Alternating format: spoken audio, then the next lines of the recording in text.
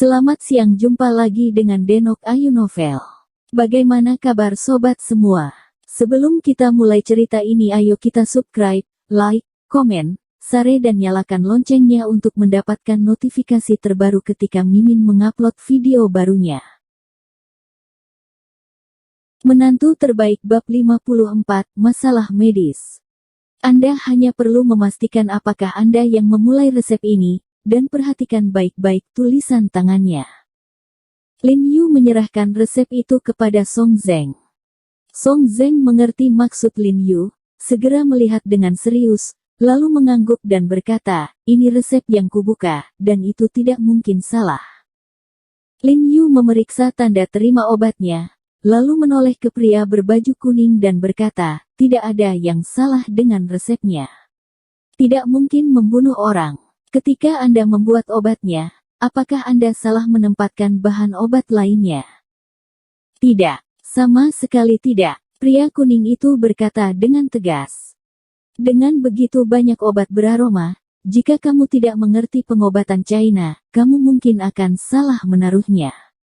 Lin Yu mengerutkan kening dan berkata, bertanya-tanya mengapa pria berbaju kuning itu begitu percaya diri. "Adik ipar saya juga takut tertular obat yang salah, jadi saya secara khusus meminta tetangga toko obat Cina di sebelah untuk menggorengnya." Pria berbaju kuning itu dengan tenang berkata, dan kemudian kembali menatap wanita dengan pakaian cemburu. Wanita berbaju merah itu segera mengangguk dan berkata, "Saya tahu Anda akan kembali dalam tagihan, jadi saya mengundang tetangga kita, yang juga seorang dokter." Segera setelah dia selesai berbicara, seorang pria berusia 40-an menonjol dari kerumunan, mengenakan setelan tunik China dan menyimpan jenggot. Dia tampak seperti peri. "Ya, saya mendekodekan obat untuk mereka beberapa hari terakhir ini. Saya dapat memastikan bahwa sama sekali tidak ada yang salah dengan obat dan jumlah obatnya. Saya harap Anda menyangkalnya, dan kami secara khusus membawa ampas ramuannya."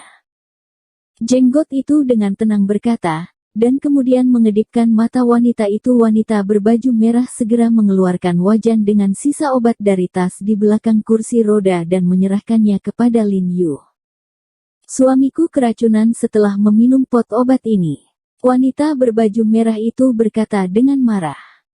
"Dulu, tidak apa-apa kalau aku meminumnya sebelumnya." Lin Yu melirik ampas obat di penggorengan dan tersenyum pahit, sepertinya pihak lain telah datang siap kali ini. "Tidak apa-apa untuk minum sebelumnya, tapi kali ini, ekspresi seluruh orang menjadi sangat menyakitkan segera setelah minum, dan saya tidak bisa bernafas." Wanita berbaju merah itu mengingat. Karena sebelumnya tidak apa-apa untuk diminum, mengapa sesuatu terjadi padanya kali ini? Lin Yu mengerutkan kening dan menciumnya di wajan, lalu mengangkat alisnya dan melirik jenggot itu. "Apa maksudmu? Apa maksudmu aku salah obat kali ini? Jika kamu tidak percaya, kamu bisa membedakan ampas obat di dalamnya. Jika kamu melihatnya dengan benar atau tidak berhasil. Ayo bawa ke biro kesehatan untuk diuji." Wajah jenggot itu memerah karena percaya diri. "Sama sekali. Ampas obat memang tidak masalah." Lin Yu dengan hati-hati memasukkan penggorengan dan menemukan bahwa lebih dari 20 bahan obat memang benar dalam hal jenis dan dosis. "Kalau begitu, ada masalah dengan resep dan obatmu." Godbir penuh nafsu setelah mendengarnya, dan kemudian menunjuk ke Lin Yu dengan tangan yang baik, dan berkata dengan dingin, "Jika kamu mempertahankan Ji Sitang seperti ini, aku khawatir mereka tidak akan kurang menguntungkanmu." Seekor anjing rakun. "Ya, semuanya berkumpul bersama, dia jelas bukan hal yang baik." "Ya, sekelompok bajingan. Sekarang kau mengakuinya, cepat kehilangan uang. Tuntut mereka jika Anda menginginkan saya. Tuntut mereka sampai mereka bangkrut. Saya dulu datang ke Ji Sitang untuk membeli obat. Sepertinya saya harus pergi ke rumah sakit untuk pemeriksaan pribadi di masa depan. Toko sampah semacam ini pasti bangkrut, sial obat Cina." Ketika kerumunan melihat Lin Yu mengakui bahwa resep dan residu obatnya baik-baik saja, mereka segera berteriak untuk keadilan Ji Sitang. Pria berbaju kuning itu bahkan lebih emosional. Dia menyentuh sebuah batu dari pinggir jalan dan melemparkannya ke toko Ji Sitang. Dengan keras, celah jaring laba-laba muncul di kaca pintu. Penonton kerumunan juga belajar memegang serba-serbi yang mereka keluarkan dan melemparkannya ke Ji Sitang. Wajah Song Zeng menjadi pucat. Dia belum pernah melihat pemandangan seperti itu sebelumnya. Sekarang kakeknya tidak ada di sana, dia benar-benar tidak bersalah dan hanya bisa berharap Lin Yu. Hentikan semuanya. Lin Yu diam-diam menambahkan napas batinnya, dengan minuman bening yang sangat tinggi dan dingin. Penonton kerumunan merasakan tubuh yang terkejut menggigil, dan segera menjadi tenang. Mata yang menatap Lin Yu tidak bisa membantu menunjukkan sedikit pun ketakutan. Orang-orang menemukan bahwa Lin Yu, yang pada awalnya tidak bersalah, memancarkan keagungan yang menakjubkan saat ini. Saya baru bilang tidak ada masalah dengan residu obat di penggorengan ini, tapi saya tidak bilang obat yang diminum pasien tidak apa-apa. Lin Yu dengan dingin melirik ke arah jenggotnya. Saya khawatir ada sisa obat, kamu sudah mengeluarkannya sebelum datang. Mengerti? Maksud kamu apa? Goethe melotot dan berkata dengan marah, saya tidak percaya, mari kita pergi ke biro kesehatan untuk tes sekarang untuk melihat apakah ada bahan lain. Anda tidak perlu memeriksanya, Anda tidak dapat menemukannya, karena Anda baru saja mencampurkan beberapa tanaman pinus mentah ke dalam tanaman pinus Prancis. Keduanya adalah sejenis bahan obat, tetapi metode pengolahannya berbeda, dan uji alam tidak dapat menemukannya. Lin Yu memandang jenggot itu dan berkata dengan dingin, jika dia tidak terlalu peka terhadap bau berbagai obat-obatan Tiongkok, dia akan tertipu oleh jenggot itu. Kamu meludah darah.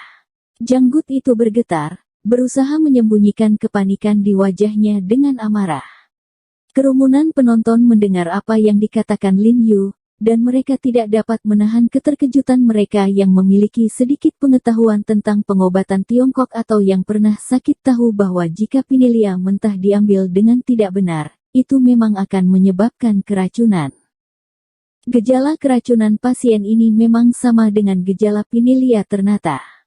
Ada darah di mulut. Lin Yu mendengus dingin, dan kemudian berkata, bawa saja pasien ini ke rumah sakit untuk tes darah, dan kebenaran secara alami akan terungkap. Pada saat itu, Anda akan melakukan kejahatan pembunuhan yang disengaja. Apa? Kulit jenggot itu berubah secara tragis, tubuhnya bergetar beberapa kali, dan tiba-tiba dia berlutut di depan Lin Yu dengan bunyi gedebuk, dan berteriak, saudaraku, aku bingung sebentar, maafkan aku. Aku tidak ingin menyakiti orang, aku hanya ingin. Kencangkan tanda Ji Sitang. Apotek jenggot berada tepat di jalan dan biayanya mahal. Sejak dibukanya Ji Sitang, bisnisnya berangsur-angsur menghilang, jadi dia memikirkan rencana licik untuk mendiskreditkan Ji Sitang. Dia bisa saja berhasil pada awalnya, tetapi dia tidak pernah berharap Lin Yu jatuh dari langit. Kerumunan itu heboh, dan pria berbaju kuning serta adik iparnya juga sangat terkejut, ternyata jenggot itu diam-diam telah melakukan trik, dan mereka sangat mempercayainya. Kerumunan itu juga gempar, memutar tombak, dan mulai menyerang jenggot itu. Sampah. Kamu layak menjadi dokter pengobatan Tiongkok jika kamu menganggap kehidupan manusia sebagai kumis. Karena dokter berhati hitam sepertimu, kami meremehkan penyakit ini. Orang seperti ini harus dipotong 1000 kali. Sambil berteriak, kerumunan itu melemparkan faktor puing yang baru saja akan dilemparkan ke Ji Sitang ke janggutnya. Dasar bajingan, sia-sia tetangga kita selama bertahun-tahun. Pria berbaju kuning itu berteriak dan bergegas meninju dan menendang jenggot itu. Oh, maafkan aku. Cerit jenggot itu sambil memegangi kepalanya. Baru saja, dia memimpin kerumunan untuk menegur Lin Yu dan Ji Sitang dengan cara yang sangat indah, dan dia dipukuli menjadi kepala babi dalam sekejap mata. Dasar bajingan berhati hitam, aku harus menuntutmu untuk membangkrutkan keluargamu. Song Zeng berkata dengan kejam pada jenggot itu. Dia tidak bisa menahan nafas lega, matanya penuh rasa terima kasih ketika dia menatap Lin Yu. Lin Yu melirik jenggot itu dengan dingin, tidak menghentikannya. Dia tidak memiliki simpati sedikit pun untuk sampah semacam ini tanpa etika medis. Song Zeng, pinjam tas jarummu untuk digunakan. Aku akan membantu kakak ini mendetoksifikasi. Lin Yu berkata kepada Song Zeng, dan Song Zeng bergegas mengambil tas jarum dan menyerahkannya kepada Lin Yu dengan hormat. Lin Yu mengeluarkan tabung jarum dari pasien, dan kemudian menusuk beberapa titik akupuntur di Cize, Yuji, Yang Lingkuan, Taichung, Del, mengikuti jarum perak secara diam-diam ke dalam tubuhnya untuk membantu pasien dengan cepat. Menghilangkan panas paru-paru dan racun di hati. Dalam waktu kurang dari beberapa menit, pasien di kursi roda memperhatikan matanya dan wajahnya berangsur-angsur menjadi kemerahan, napasnya menjadi stabil, dan seluruh orang itu langsung menjadi energi. Dokter jenius kecil, terima kasih. Kata pasien itu dengan semangat, dengan ekspresi seperti biasa. Dokter jenius, dokter jenius. Sulit dipercaya, setelah beberapa saat tidak apa-apa. Lihat, ini pengobatan China yang sebenarnya. Penonton kerumunan melihat pemandangan ini di depan mereka dan tidak bisa tidak kagum. Dokter jenius kecil, di mana Anda akan menemui Anda, kami juga akan pergi menemui Anda. Ya, dokter jenius kecil, kami akan mencarimu di masa depan. Keterampilan medis seperti ini, tidak peduli seberapa mahal biayanya, saya bersedia. Saat ini, hanya ada sedikit dokter yang bertanggung jawab dan berkemampuan seperti Lin Yu.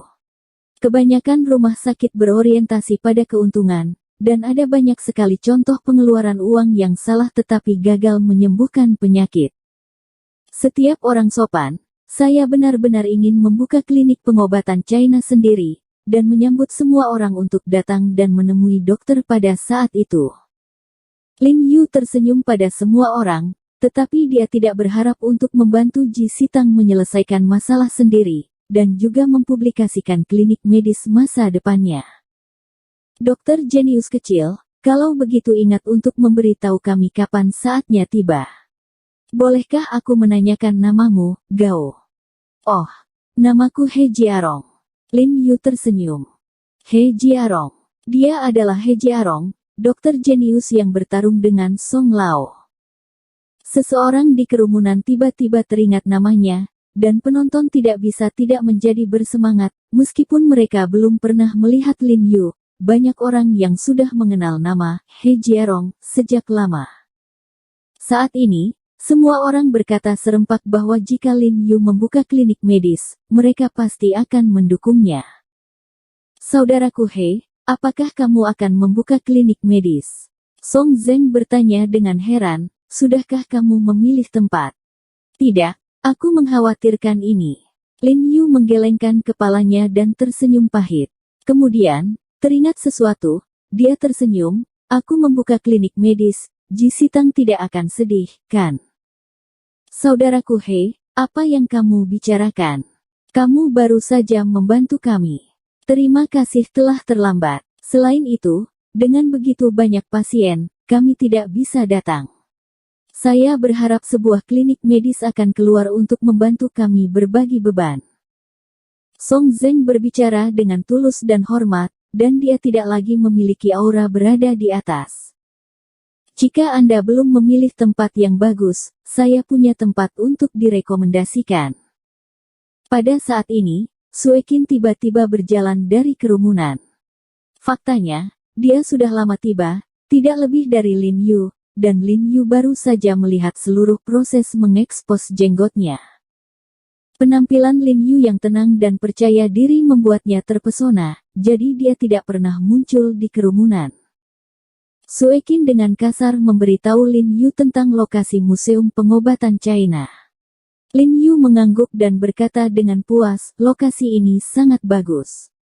Saya tidak tahu berapa harganya. Itu toko teman saya.